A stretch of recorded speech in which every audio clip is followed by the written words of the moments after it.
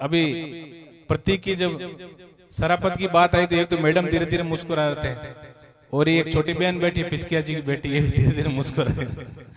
क्योंकि हम तो जब भी पेरेंट टीचर्स मीटिंग में जाते थे तो यही मिलता था कि बच्चा बड़ा शैतान है। क्योंकि आजकल के जो स्कूल्स हैं उसमें कहीं ना कहीं कई बच्चों में एनर्जी ज्यादा उठती है, उसमें कौन सा पोटेंशियल होता है।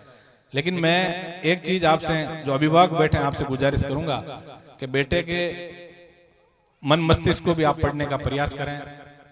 मेरी इसको 12th के बाद 10th के बाद मेरी बड़ी इच्छा थी कि मेरा बेटा डॉक्टर बने, क्योंकि एक डॉक्टर का क्रेज हमारी नजरों में अलग था।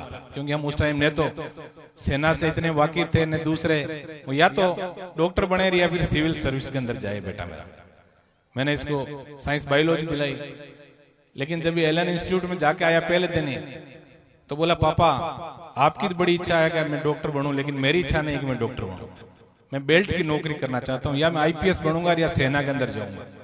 वो इसकी बात मुझे आज भी याद है। एक साल इसने बायोलॉजी लेके पढ़ाई की, लेकिन उसके बाद जब मुझे लगा कि सही बात है कि बेटे की इच्छा अलग है, हम इस पे जबरदस्ती कुछ थोप रहे हैं, तो मैंने कहा बेटा जो तेरी इच्छा है वो पढ़। फिर इसने इकोनॉमिक्स ऑनर्स है, बीए किया सेंट जेवियर स्कूल से, और यूपीएससी के एग्जाम में 1-2 नंबर से पीछे रह गया।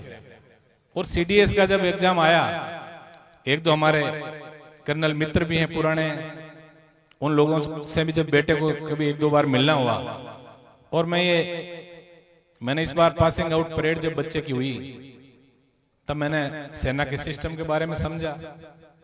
मैं ये कह रहा हूं सबसे अनुशासित और जो गौरव की जो नौकरी है, हमारे 2 कर्नल साहब मंच में विराजमान है। मैंने जब पीओपी देखी और वहां का सिस्टम देखा तो मुझे ऐसा लगा कि भारत के अंदर यदि वास्तव में अनुशासन की यदि हम बात करें तो सिर्फ और सिर्फ फौज के अंदर ही है। तब बच्चे को भी इंस्पायरेशन मिला, और सीडीएस के एग्जाम में पहले ही प्रयास में इसको 29वीं रैंक मिली। मैं जो अभिभावक बैठे हैं आप सबसे निवेदन करूंगा, क्योंकि आज हमने शिक्षा का जो स्तर जो है, हमने शिक्षा को सिर्फ सरकारी नौकरी का एक माध्यम बना के छोड़ दिया। बच्चे के अंदर स्किल क्या है, वो क्या करना चाहता है। मैंने हनुमान जी के शिक्षा के पीछे पीछे ही मैं चला। हम 2 साल स्कूल में जूनियर था मैं, फिर यूनिवर्सिटी में जूनियर था। इनकी भी बड़ी इच्छा थी मुझे डॉक्टर बनाने की, और हम लोगों ने प्रयास भी किए। मैंने साइंस बायोलॉजी से बीएससी किया, फिर एमबीए के अंदर एडमिशन लिया, लेकिन भगवान को कुछ मंजूर था। लेकिन मैं और हनुमान जी जब भी कभी माता जी के पास जाते हैं तो एक बात वो जरूर कहते हैं, बेटा थाने पढ़ेगा गणाया जाए, और नहीं तो मास्टर लाग जाता था छोको। मतलब हनुमान जी की जो जीवन शैली है, आप देखिए, ये परम पिता परमेश्वर आप सबका आशीर्वाद है कि हनुमान जी का नाम बहुत बड़ा है।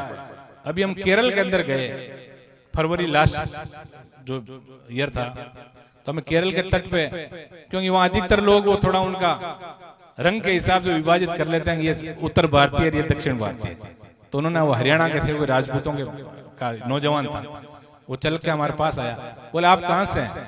मैंने कहा राजस्थान से। राजस्थान में? मैंने कहा नागौर से। क्यों हो, वहां तो हनुमान जी के इलाके से हैं, हनुमान जी मेरे खास है। तो मैंने थोड़ी सी चुटकी ली, मैंने कहा यार हमारा भी कभी परिचय करा देना हनुमान जी से। मतलब ये जो प्यार प्रेम और आशीर्वाद है, ये सब आपकी बदौलत, और सबसे बड़ी इनकी जो कठिन तपस्या है। मैं ज्यादा तारीफ इसलिए नहीं करूंगा, बड़े भाई हैं, लेकिन मैंने इनका जो जज्बा जो है अपने काम के प्रति, इनका जो दृढ़ निश्चय जो है वो देखा है, और उसी के फलस्वरूप आज देश विदेश में कहीं भी, वरना तो एमएलए और एमपी को उनकी लोकसभा और विधानसभा से बाहर नहीं जानते लोग। आज देश में किसी कोने में आप लोग चले जाओ और नागौर का नाम लेते ही वो सारी बातें ऐसी कहेगा जिससे आपका सीना चौड़ा हो जाए। ये हमारे लिए बड़े गर्व की बात है, हम उस परिवार का हिस्सा हैं। मैं दादी जी प्रतीक की, मेरी माता जी का मैं विशेष रूप से धन्यवाद ज्ञापित करूंगा कि आज लंबे समय से कभी परिवार पर विकट परिस्थितियां हमारी आई, लेकिन एक मजबूत औरत जिसे कहते हैं उस रूप में हमेशा इन्होंने हमें पूरा आशीर्वाद दिया। मैं आप सब पधारे, इसके लिए मैं दिल की गहराइयों से सबको धन्यवाद करता हूँ। नमस्कार।